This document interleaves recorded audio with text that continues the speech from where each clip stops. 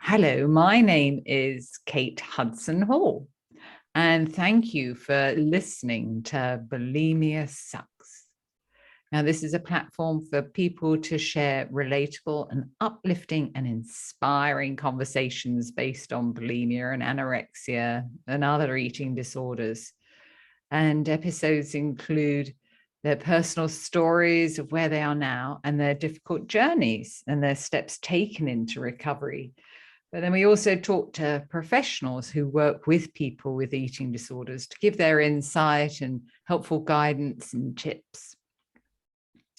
Now, my Bulimia Sucks audiobook is live on Audible, Amazon and iTunes. And if you'll be interested and would like a free copy of this, then please email me at katehudsonhall@gmail.com and I'll send you the code so you can download it for free. And also we are just launching the Bulimia Sucks digital pack. And it is a pack. It's designed to show you how to take steps forward in your recovery from your eating disorder. And the digital pack includes, there's 8+ hours of video content. It's actually 51 individual videos. There's a PDF copy of Bulimia Sucks, my book. There is a Bulimia Sucks hypnosis recording MP3 download. There's also an ebook for family and friends, a support ebook for family and friends. There's access to a private Facebook group for ongoing support and a regular Facebook Live Q&A sessions with myself.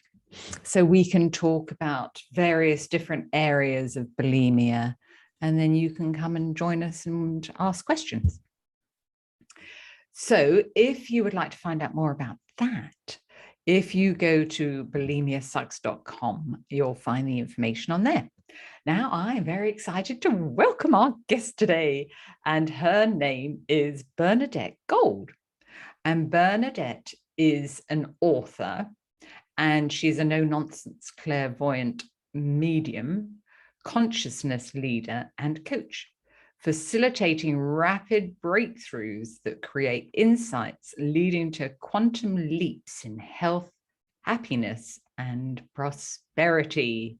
And her memoir, The Crooked Path to a Charmed Life, is being released soon. Oh, in less than a month.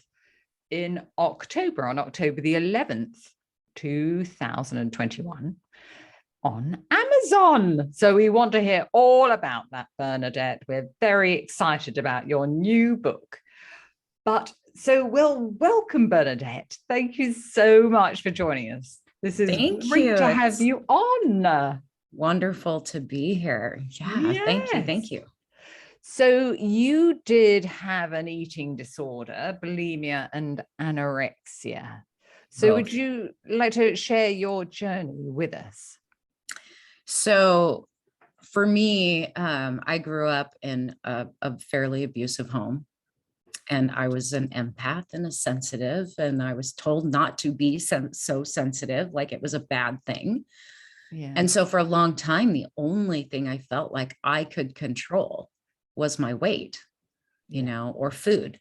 And so at a very young age, plus I was in gymnastics, ballet, and tap, you know, constantly in little leotards. Everything was about how we looked. And to my mother, as the narcissist that she was, how I looked determined whether or not she accepted me. And she only accepted me if I was super skinny. So that is huge for you as you were growing up. Yeah, many years I just wouldn't eat, or if I did get forced to eat, I would throw up. I'd go to the bathroom and stick my finger down my throat and throw it up. And then I would hide what I looked like in normal clothes. You know, people never really saw me unless I was performing. Right. And every gymnast was skinny. So, you know, until I hit puberty. And then when I hit puberty, it got worse because I hadn't seen my mother for a couple of years. And I got off a plane in California to see her at 13, which is puberty, right? You're already struggling with identity. And the first thing she said to me, she looked at me and she goes, "Oh, don't you look healthy? Did you gain weight? And that just took me over the edge and went back into full on starving myself. And she wasn't really one that cared about taking care of our needs. We didn't sit down and have dinner. And so, yeah, at that time, I think I weighed like 103. I dropped down to the high 80s, got down to like a size 10 little girls. Yeah. And there so I did you stayed until I continue was to live 18. with your mother? No, her and I could barely live together. I kept going back and forth between her and my dad. I could only stay with her for 3 weeks at a time before we would go to war. But that was always, you know, it's your mother. And my mother had rejected me at birth and all these different things. She had mental illness. Yeah. Yeah. And so no one really explained that to me. I don't think my dad really understood it. It was before bipolar was a thing. And then years later, she was diagnosed with bipolar and she's a narcissist. But I didn't know that growing up either. Yeah. So all you want to do is please your mother. And she was only ever pleased when I was super thin. I looked perfect. I acted perfect. So in order to get her approval, tried really hard to look just right. But then after a while, it was about, well, if I can control my weight, I'm in control of something. Yes. Just one thing. And that was it for me. It's amazing just going back to what your mother said to you. And for majority of people, the power that a parent can have, not power, but how it can deeply impression. Yeah, the impact of that one statement. That's the word. Yeah, one statement. Makes such an impact. It was crazy, but I hadn't seen her for a while. We had moved to a different state. We moved to Washington, so it wasn't easy for us to travel back and forth. But as a teenager of, you know, not seeing your mother for a while, and then you see her and that's the first thing she says to you. Yeah. You know, it wasn't, I love you, good to see you. There was no hug. There literally was the head to toe, look at what I look like and don't you look healthy? So anytime even a doctor would say something about healthy, I'd always relate it to my weight. Yeah. And it would bring up those negative feelings. Oh, it's horrible. Yeah. And then, you know, from gymnastics, when I became an adult and I moved out of the house, I got into training racehorses and riding on the track. And that was all about how much do you weigh? We had to weigh in every day. So it became a thing where I always sort of held food back. And then again, if I had to go eat with a family member, a friend, or even on a date, I'd go ahead and eat. And then I'd run to the bathroom, get rid of it. Yeah.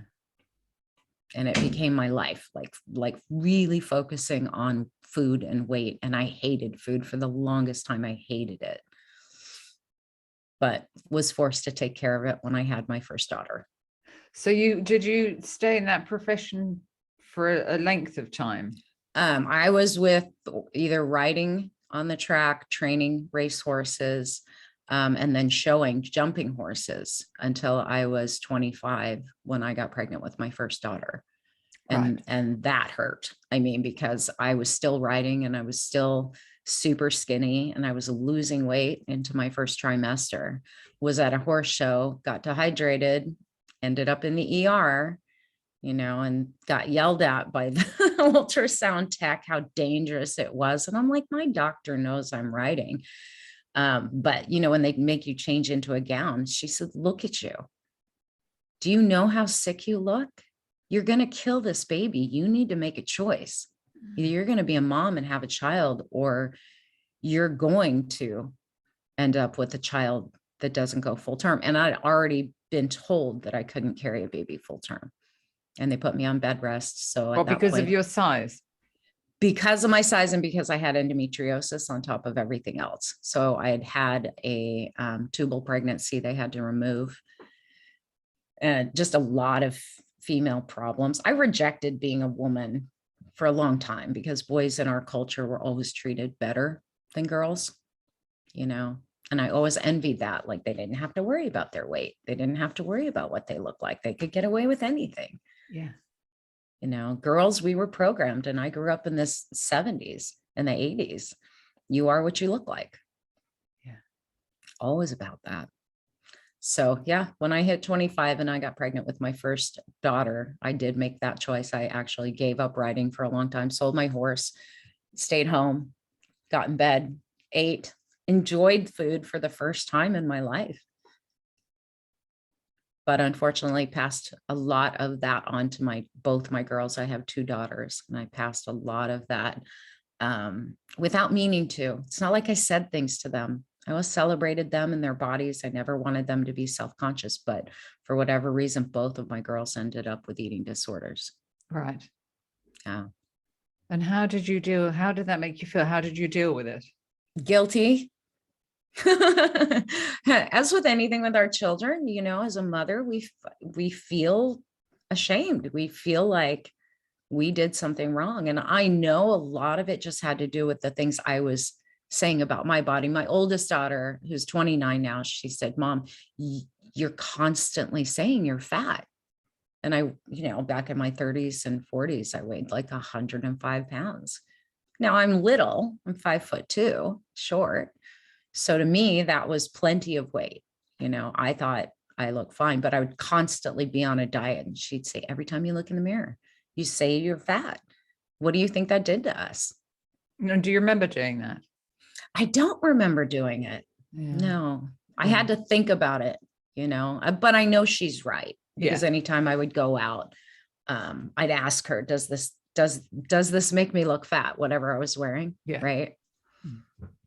Yeah. And I remember one time, I had lost a bunch of weight, and then I gained some weight, and I had told her, you know, I still want to lose weight, and I was changing my clothes, and my ribs were sticking out. My hip bones were sticking out. And she goes, you look anorexic. Like, okay. And that, again, she was, I think, maybe 16 at the time. Right. And then we started to talk. She goes, you realize, like, you drive yourself so hard to be perfect that I drive myself that hard. And I didn't realize, but at that time she had started showing signs of depression and anxiety. And not long after that, she began cutting, and we had to go to counseling and get through. She had some traumas growing up too. And so whether it was food or using a razor blade to control her pain, she would do whatever she had to punish herself and to numb herself out. And I think with food, for me, for a long time, I used it to numb myself. Yeah. Especially when I would binge eat and then turn around and throw up to punish myself from binge eating. Yes. That whole You know? cycle. Oh, it's horrible. Yeah. But you want to get that relief somehow. And so the pattern goes round and round. Yeah. I'm glad there's things like podcasts these days for the younger kids coming up, because we didn't have that growing up. There was nobody really to talk to. And I don't know that nobody really understood what was going on at all. No. And unfortunately, about 10 years ago, the girls were handling bulimia and anorexia as a trend. Like, they were looking at it like this is a trend here in the US. Yeah. Which was very scary. And then from that trend came the cutting, which exploded with the teenagers. And even that, I have lots of parents that come to me now going, why are they doing this? Like, they're trying to numb their pain. They don't have the tools to deal with it. We have to talk to them. We have to notice them. Yeah. You know, but like me, when I was young, I hid everything under oversized boys' sweatshirts, and nobody could tell how much I weighed because I just wear overly baggy clothes. You know? Yeah. And the kids still do it today with their little hoodies and yes, yeah. You know, hard to see sometimes until it's too late. There was one girl I remember when I was 19, she had a fairly big impact on me. I would see her all the time because a few years later, she died. But I lived in Laguna Beach, California, and every day I would see this girl running. Like, no matter what time of day I'd be driving the highway, the Pacific Coast Highway, I'd see her running, and she looked so thin. Yeah. I later met her brother, and we talked about her, and he said, she's been in and out of the hospital. She's in the hospital right now. A couple of weeks after that, she died. They could not get her to eat. And they couldn't get her to stop running. Yeah. She constantly felt like anytime, like he said, if she ate one thing, Yeah. she would immediately go for a 3-mile run. Yeah. And she destroyed her body. So it was things like that that finally got me to pay attention to what I was doing. Yeah. Yeah. And your daughters now, how are they doing? They're good. Both my daughters went through counseling. Good. Yeah. I mean, my oldest she has a daughter now. So, Oh, she does. Yeah. Oh, wow. Yeah. So I have a granddaughter. So of course she wants to model better behavior, but she has Hashimoto's, which destroys your thyroid, and she's put on weight. So she's had to learn how to accept her body any way it wants to be. Yeah. My youngest, she'll be 20 in a couple of months. She's working at a restaurant as a waitress. So she's around food all the time, Italian food. Right. So she's finally put on weight. For a long time, she was so skinny and she was so picky about what she ate. Now she'll eat whatever, and she doesn't have the same guilt. So I'm glad to see that. Nor does she have the same body image, because all three of us had body dysmorphia, where you feel like, or when you look in the mirror, all you see is fat, whether or not it's even there. Yes. You see it. And my oldest is the one that brought that one to the fore and said, we all have it, Mom. And we all sat around one day and talked about it not that long ago.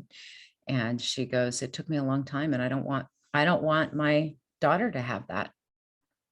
You know, my granddaughter's 9 now, and she's in gymnastics and she's in ballet and a cheerleader and all those things. She goes, I don't want her to ever worry about those things. I don't want to worry about her hurting herself to look a certain way. So I have to stay on top of what I say around all of them. And I think everybody should listen up here, and listen to what you're saying, Bernadette, and pay attention to when they're around their children or grandchildren or young person, how you're talking about yourself. And others. Yeah. Other women, other girls. Yeah. Yeah. Yeah. I actually, my father lives with me, and there's times when he's made comments. Commercial will come on, or we'll be out and someone will pass by that's overweight, and he'll say something. I'm like, don't you say that in front of these girls, but you really keep it to yourself. You can think whatever you want. I can't control that, but you don't get to say that in front of my kids or my granddaughter. Don't want to hear it. You have no idea the impact it has. Mm-hmm. Yeah. Yeah. So what advice would you give somebody that has bulimia or an anorexia or one or the other? Or get help. Absolutely get help, and then get support on top of getting help from a professional. Yeah. It takes a lot of new skills to replace the strategies you developed, right? With food, whether it's not eating or it's getting rid of food, purging food.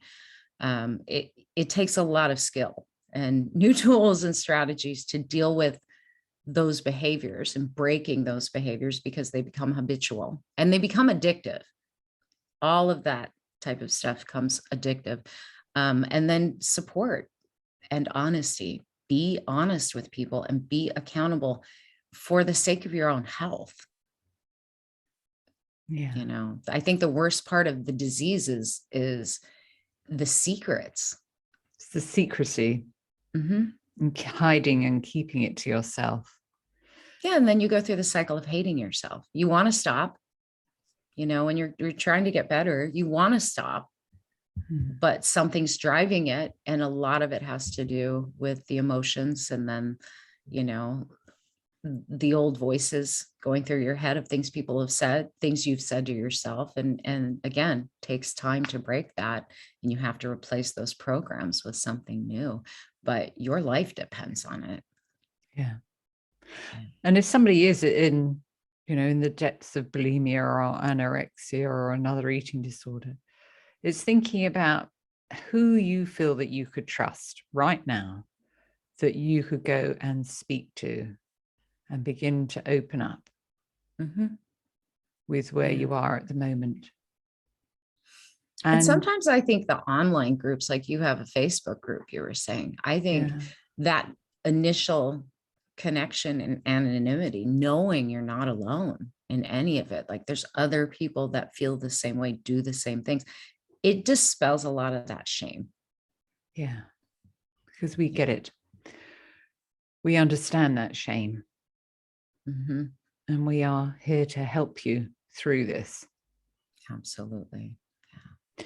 And I think, Bernadette, from what you were saying with regards to your girls and the specific help that they have had through their eating disorders, and obviously your support with them has been, you know, amazing how well you have done with, you know, guiding them through this and getting the right help for them and having that support for them, because it hasn't been, you know, for majority of people, you know, the disease can go on for a long time.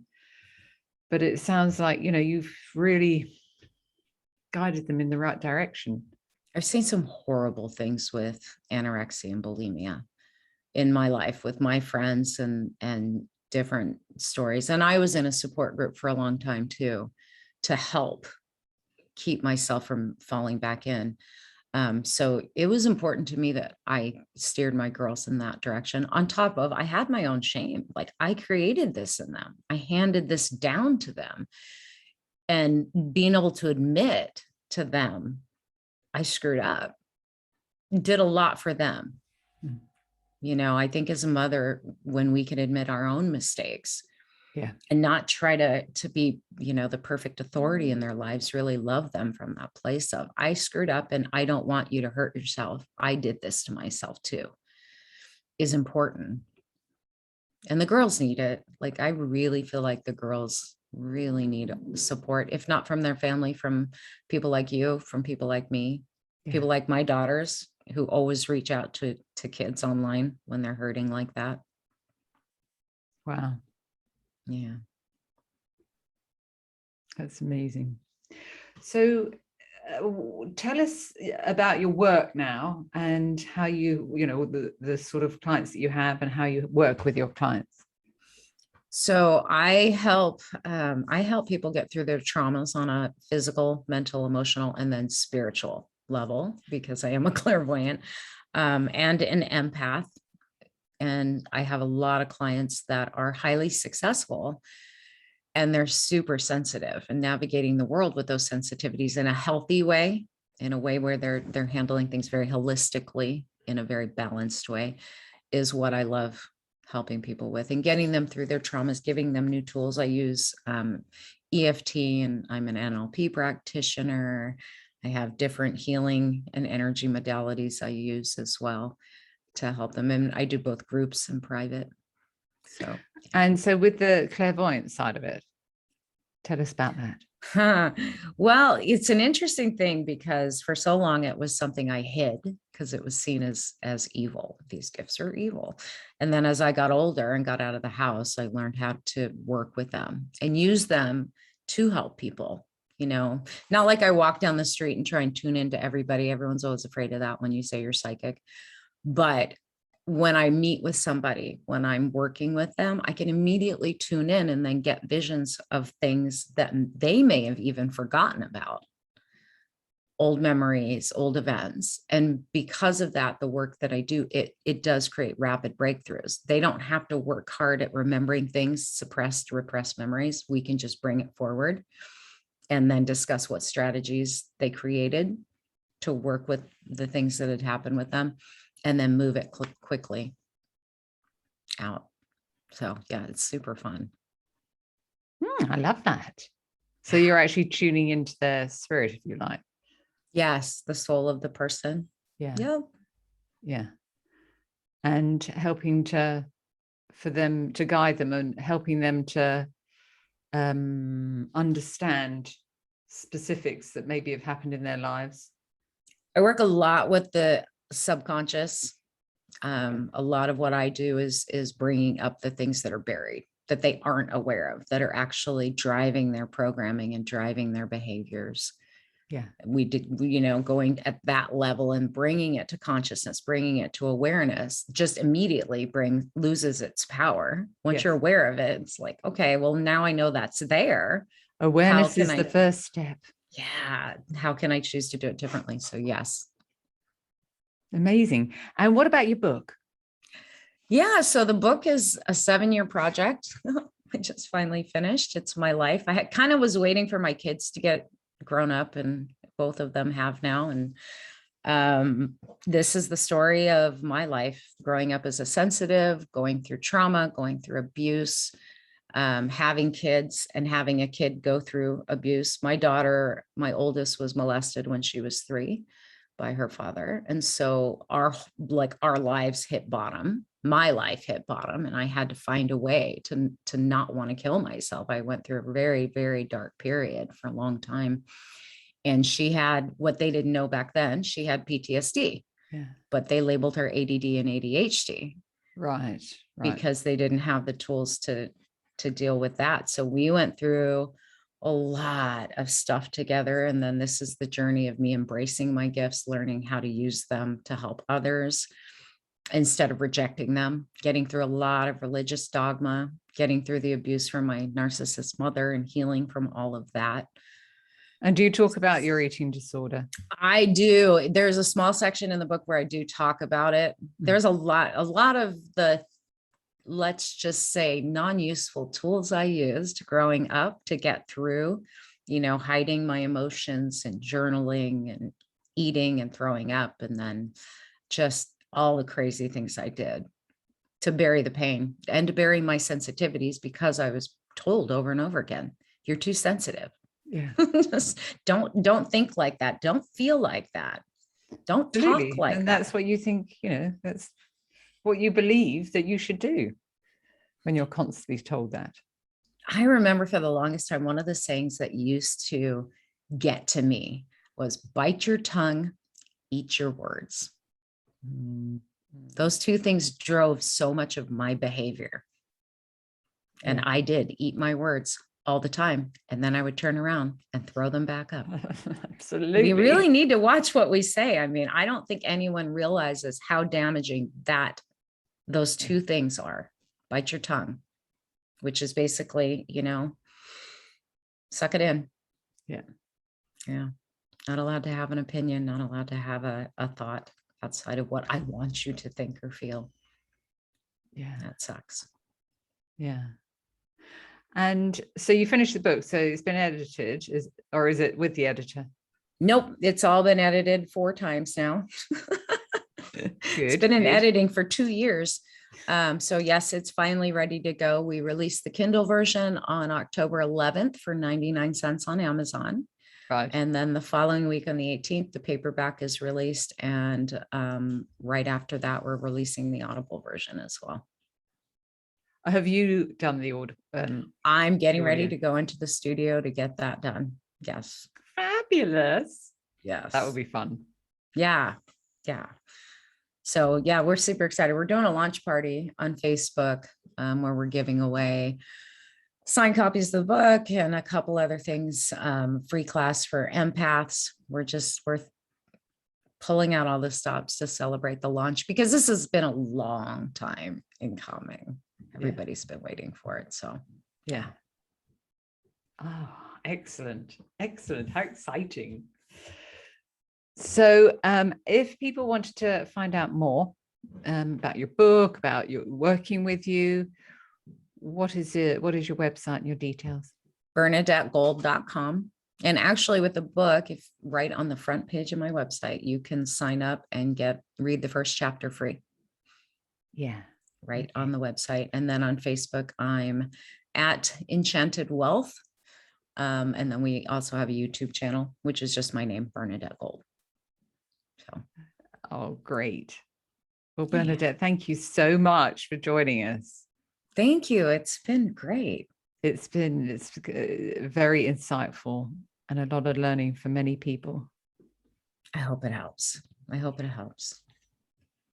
Absolutely. Absolutely. So that's all for today's episode of Bulimia Sucks. And thank you, everybody, for listening. And join us again on the next episode. Make sure you subscribe to the podcast on Apple iTunes so you never miss an episode. So I'll look forward to speaking to you soon in the next episode.